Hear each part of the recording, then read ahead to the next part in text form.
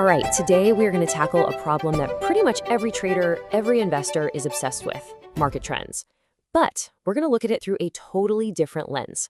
We're talking about using the principles of Newtonian physics to see what the price charts, on their own, just can't tell you. So how can Newton's laws of motion actually give us an edge in the markets? Let's dive in. This is the million-dollar question, right? Anybody can look at a chart and see a trend after it's already happened.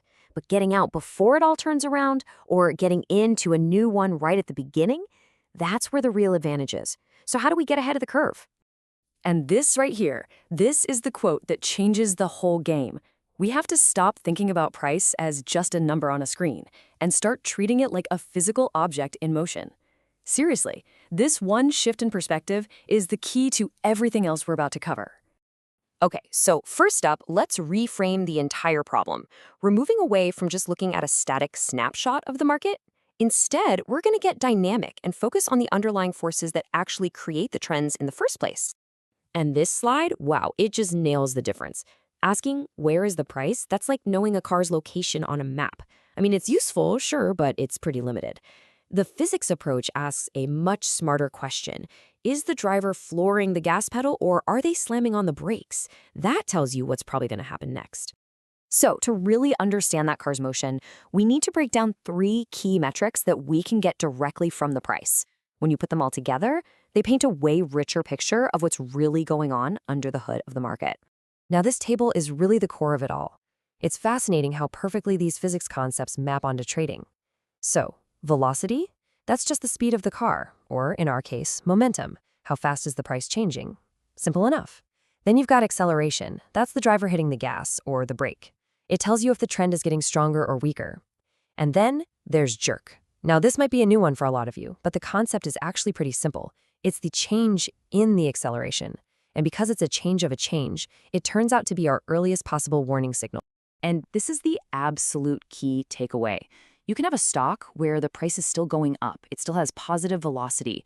But if its acceleration has flipped negative, the actual force behind that trend is already gone. It's basically just coasting on fumes, and a slowdown is pretty much inevitable. Which brings us back to jerk. Think about it this way. When you're in a car, you can feel the driver's foot lift off the gas pedal an instant before you actually feel the car begin to slow down. In the market, jerk is that exact feeling. It's a change in the rate of acceleration, and it can give you something like a 3 to 5 bar head start on what's about to happen. And this sequence right here is the whole point. You see, most traders are stuck reacting way down at step 4 when the price itself is already turned. This model lets you see the whole chain reaction starting way back at step 1 with jerk. You're not reacting to the effect anymore. You're watching the cause unfold in real time. Now, this whole framework lets us spot something that's incredibly subtle, but also incredibly important: trend exhaustion.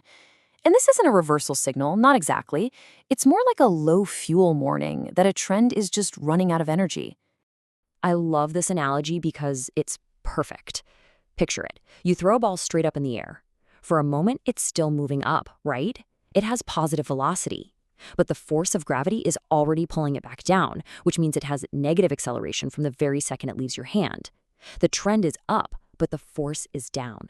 This is exactly what happens at a market peak. So how do we actually spot this exhaustion? We look for a very specific signature. Is the price still rising? Check.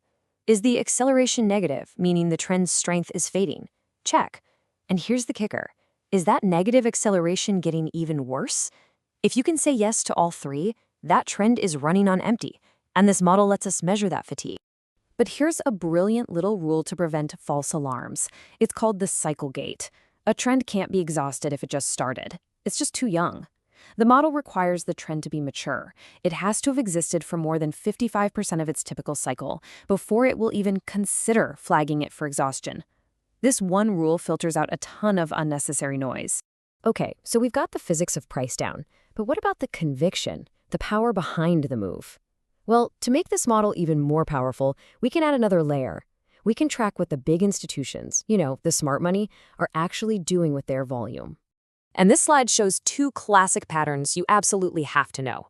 On the left, we have accumulation. The price is dropping, maybe there's panic in the air, but the big players are quietly stepping in and buying shares. And on the right, distribution. The price is soaring, everyone has FOMO and is piling in, but the institutions are secretly using that excitement to cash out. Being on the right side of this divergence is a massive, massive edge. Now, to keep the system from getting faked out by every tiny little price twitch, the model uses a really cool concept from engineering called hysteresis. The easiest way to think about it is like the thermostat in your house. It doesn't flick the heat on and off the exact second the temperature crosses your set point, right? It waits for a more decisive change. This buffer zone acts as a filter, cutting out the market noise and preventing all those annoying whipsaw signals. So let's bring this all home. What are the real practical advantages of putting on these new physics goggles and looking at the markets this way? At the end of the day, what does this all give you? It really boils down to 4 huge advantages. First, you see what's coming sooner, thanks to that early detection from acceleration and jerk. Second, you get way fewer false alarms, because that hysteresis filter is cutting out the noise. Third, you get that low fuel warning for trends that are running out of steam. And finally, you get a reality check by seeing if the smart money actually agrees with the price action. It's a whole toolkit for understanding a trend's health. And I think this quote really grounds the entire concept perfectly. This thing is not a crystal ball. Think of it more like a dashboard, a really advanced one, that's giving you a real-time diagnosis of a trend's health, its underlying force, and how much energy it has left in the tank. And that leaves us with a really fascinating final thought. This whole idea of looking past the simple value of something to see its rate of change, its acceleration, it doesn't just apply to markets. So where else in our world, what other complex systems could we understand better if we just knew how to measure the hidden forces driving the trend?